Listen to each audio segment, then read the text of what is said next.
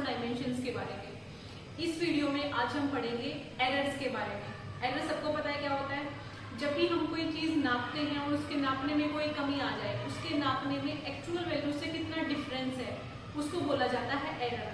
जैसे कि देखो, सबसे पहले एरर की डेफिनेशन देखो क्या होती है। एरर किसी चीज की एक्चुअल वैल्यू से जो आपने नापी है वो कितनी अलग है। मान लीजिए किसी दुकान पे आप सब्जी लेने के लिए गए, आप चीनी लेने के लिए गए, आपने दुकानदार को बोला कि मुझे 2 किलो चीनी दो, ठीक है। अगर उसके पास डिजिटल है, जो उसके पास जो उसका काटा है, जो नापने की उसके पास मशीन है, अगर वो डिजिटल है तो वो आपको एक्चुअल वैल्यू नाप के देगा। उसमें कैसे लिखा होता है, जैसे आपने बोला कि मुझे 2 किलो चीनी चाहिए, तो क्या लिखा आएगा उसमें 2.000 kg। इसका मतलब उसने आपको जो चीनी नाप के दी है वो बिल्कुल एक्चुअल चीनी नाप के दी है। लेकिन अगर आपके पास जो दुकानदार है उसके पास वो बाट है, जो लोहे के बाट आपको देते हैं वो रखे हुए हैं, तो वो कोई डिजिटल वैल्यू तो है नहीं। डिजिटल तो मार्कर से वो नाप के देगा नहीं आपको। उसमें क्या लिखा होता है 2 किलो या 1 किलो ऐसे। तो उसमें कैसे पता लगेगा? उसमें उसने आपको 2 किलो नाप के दे दी, लेकिन हो सकता है वो 2 किलो ना हो के 1.996 हो, ये भी हो सकता है, या 1.892 हो, या 1.973 हो। इनमें से कुछ भी हो सकती है। लेकिन अगर वो ऐसी वैल्यू है तो भी उसके तराजू में वो 2 किलो ही दिखाएगा, यानी कि वो आपको एक्चुअल नाप के नहीं देता, वो 2 किलो के एस्टीमेट का नाप के देता है। तो इस 2 किलो से ये 1.996 या 1.892 या फिर 1.973 कितनी कमी है इसमें, कितना ज्यादा है उससे, एक्चुअल वैल्यू से कितनी डिफरेंट वैल्यू है, ये बताता है आपको एरर के बारे में। इस वैल्यू में और इस वैल्यू में कितना डिफरेंस है वो बताएगा कि आपकी इस क्वांटिटी में एरर कितना है, ठीक है। तो एरर को डिफाइन कैसे करेंगे? Error can be defined as actual value plus minus, actual value जो थी आपकी कितनी है 2 kg, plus minus measured value.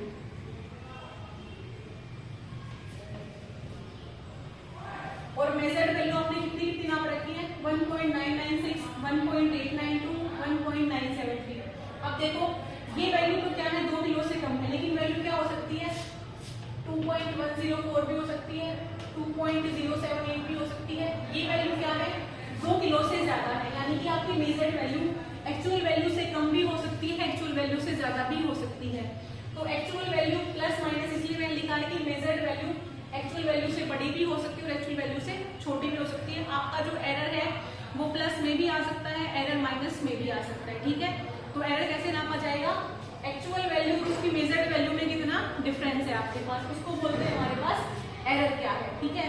अब देखो एरर 2 टाइप के होते हैं। कौन से एरर? एक एरर होता है सिग्निफिकेंट एरर, एक एरर होता है रैंडम एरर, ठीक है। देखो या फिर मैं इस तरह लिखती हूँ, एरर जो है आपके पास 2 टाइप के होते हैं। एक एरर होता है सिग्निफिकेंट एरर,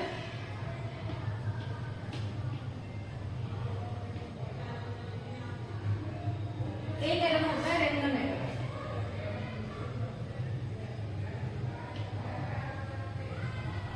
ठीक है, सिग्निफिकेंट एरर, रैंडम एरर, इन दोनों एरर में क्या डिफरेंस होता है? सॉरी, सिग्निफिकेंट नहीं बोलते इसको बोला जाता है सिस्टमैटिक एरर।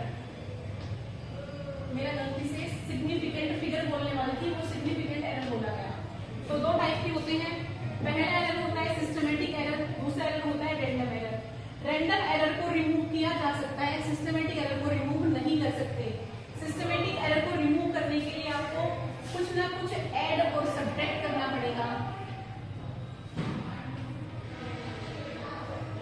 और रैंडम एरर को रिमूव करने का बस यही तरीका है कि आपने जो वैल्यू ली है वो वैल्यू बहुत बार ले लो, यानी कि एक पर्टिकुलर नंबर ऑफ टाइम्स आपको वैल्यू ले लो, उसके बाद मेजरिंग वेरियस टाइम्स,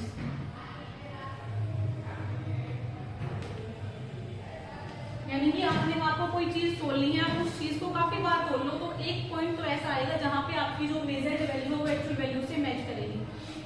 इस एरर को निकालने कोई तरीका नहीं होता, इसको रिमूव करने का बस एक ही तरीका है कि आप जो भी मेजर कर रहे हो वो मेजरमेंट काफी बार कर लो, तो अपने आप रैंडम एरर रिमूव हो जाएगा। लेकिन सिस्टमैटिक एरर यानी कि इसमें क्या है कि आपने मेजर करते हुए कोई ना कोई गलती करी है जिसकी वजह से आपकी क्वांटिटी में एरर आ रहा है, तो उस एरर को रिमूव करने या तो आपको मेजर्ड वैल्यू में कुछ ऐड करना पड़ेगा या मेजर्ड वैल्यू में से कुछ घटाना पड़ेगा, और उसी तरीके से आप इस एरर को हटा सकते हो।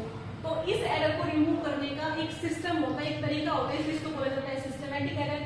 इस एरर को रिमूव करने का कोई तरीका नहीं होता, इसलिए इसको बोला जाता है रैंडम एरर। यानी कि आप बहुत सारी वैल्यू ले लो, उसमें से कोई भी एक रैंडम वैल्यू आपके एक्चुअल वैल्यू से मैच करेगी, इसीलिए इसको बोला जाता है रैंडम एरर। ठीक है, अब देखो ये तो बात हो गई यहाँ तक एरर की और उसके टाइप्स की। अब अगली जो बात करते हैं वो करते हैं, एक टर्म होती है एक्यूरेसी, एक टर्म होती है प्रिसीजन। एक्यूरेसी और प्रिसीजन में क्या डिफरेंस होता है? बहुत सारे बच्चे अब तक भी इस बात में कंफ्यूज रहते हैं कि मैम एक्यूरेसी और प्रिसीजन तो एक ही बात है। नहीं, एक्यूरेसी अलग चीज होती है, प्रिसीजन अलग चीज होता है। मैं आपको डिफरेंस बताती हूँ, एक्यूरेसी क्या है और प्रिसीजन क्या है, दोनों में डिफरेंस देखो। ये समझ में आ गया सबको? एरर क्या होता है, सिस्टमैटिक एरर क्या होता है और रैंडम एरर क्या होता है। अब देखो आगे,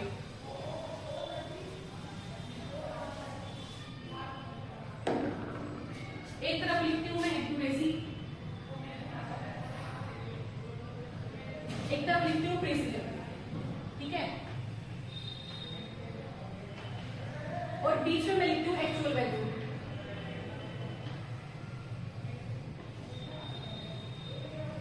एक्चुअल वैल्यू मानती हूँ कि मेरे पास 5.0 है, कोई भी टर्म है, कोई भी क्वांटिटी है, उसकी वैल्यू है मेरे पास 5.0। अब इस टर्म के लिए, इस 5.0 वैल्यू के लिए आप मुझे बताइए एक्यूरेसी क्या होगी और प्रिसीजन क्या होगा।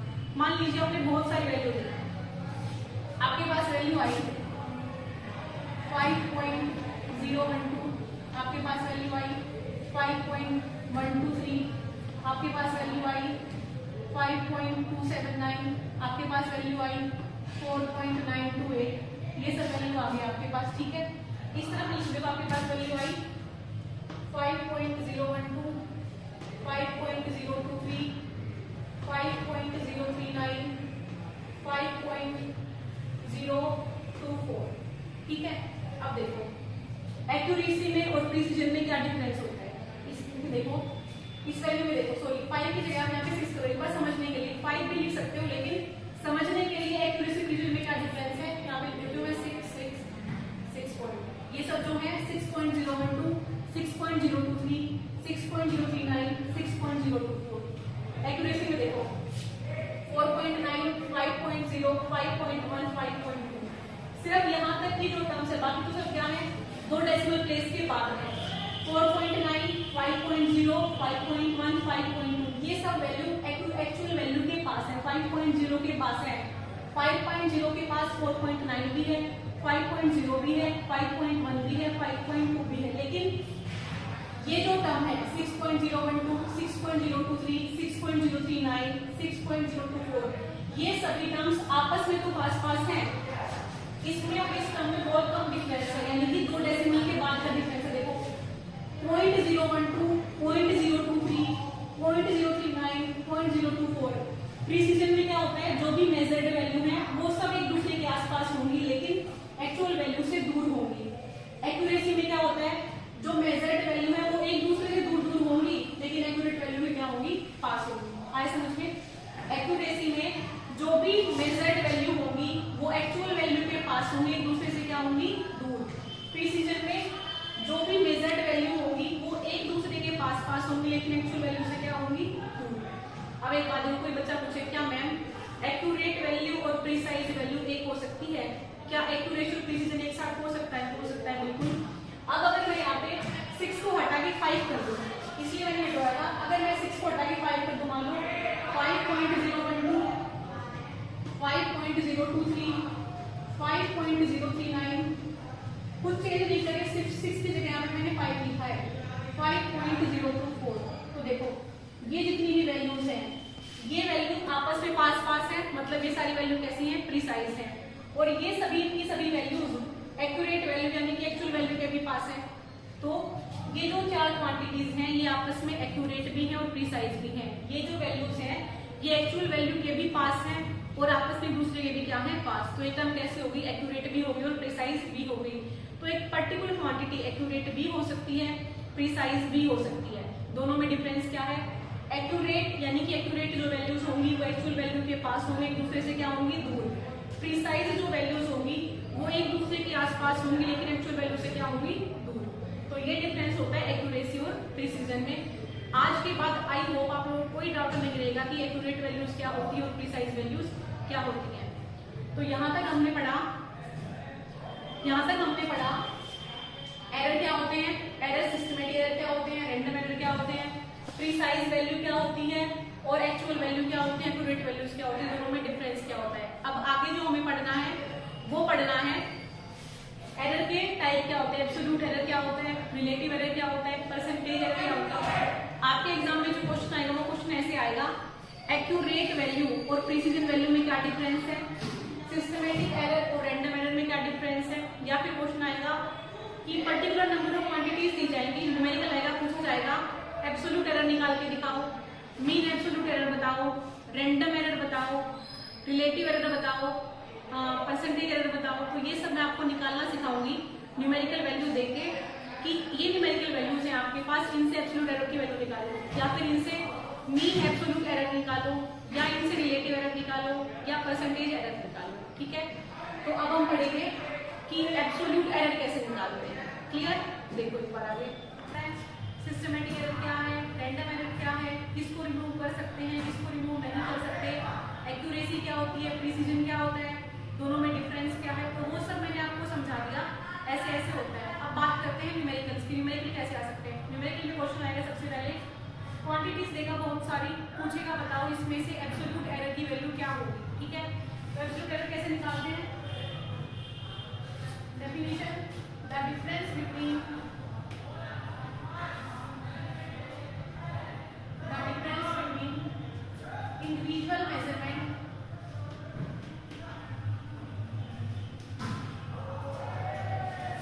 individual measurement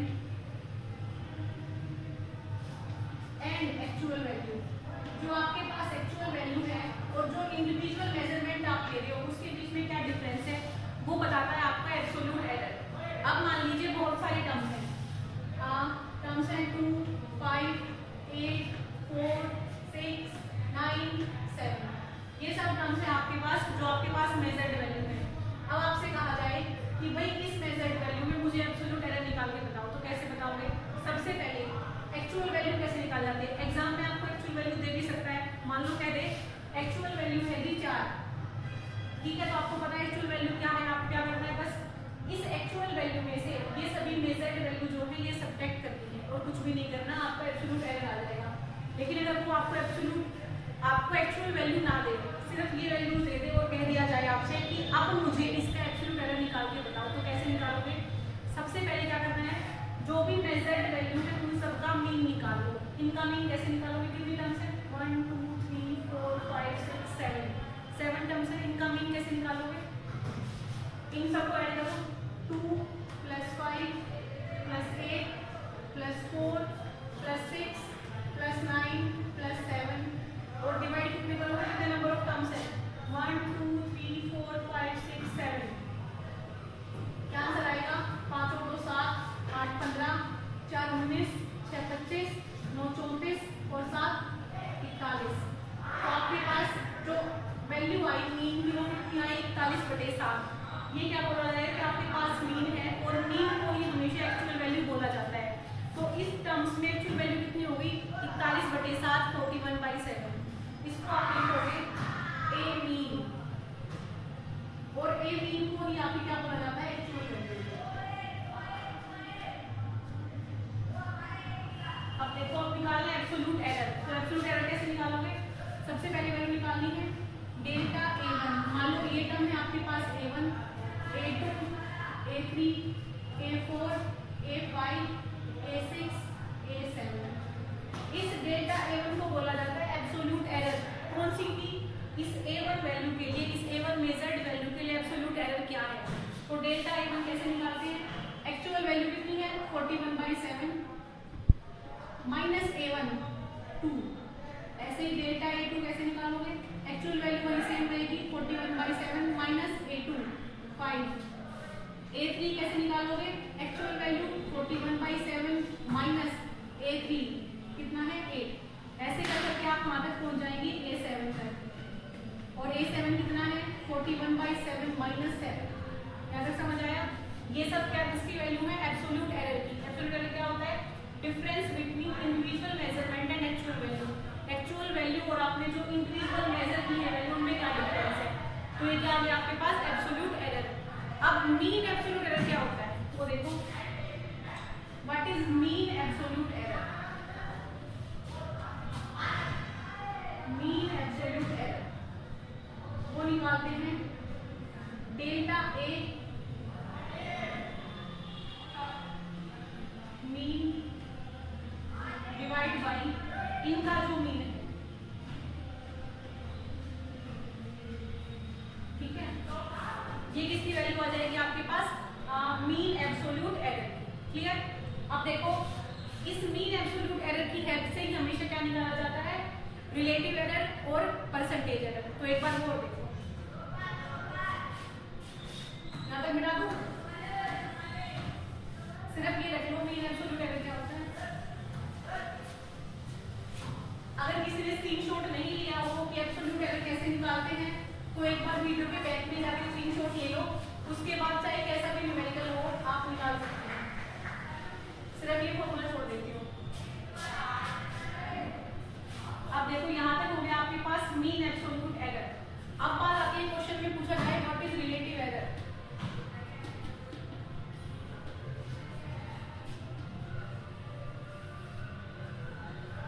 रिलेटिव एरर और परसेंटेज एरर एक ही बात है, वो देखो कैसे निकालते हैं हमेशा।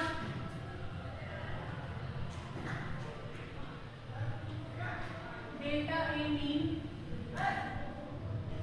डिवाइड बाय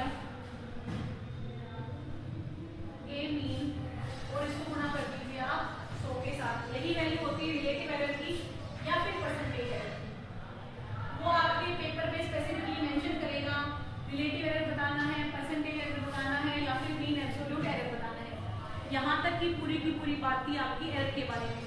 सबसे पहले systematic error, random error, accuracy, precision, फिर एब्सोल्यूट एरर क्या होता है, मीन एब्सोल्यूट एरर क्या होता है, रिलेटिव एरर क्या होता है और परसेंटेज एरर क्या होता है। क्लास 11 तक के सिलेबस में बस आपका एरर के टॉपिक के बारे में इतना ही है, ठीक है।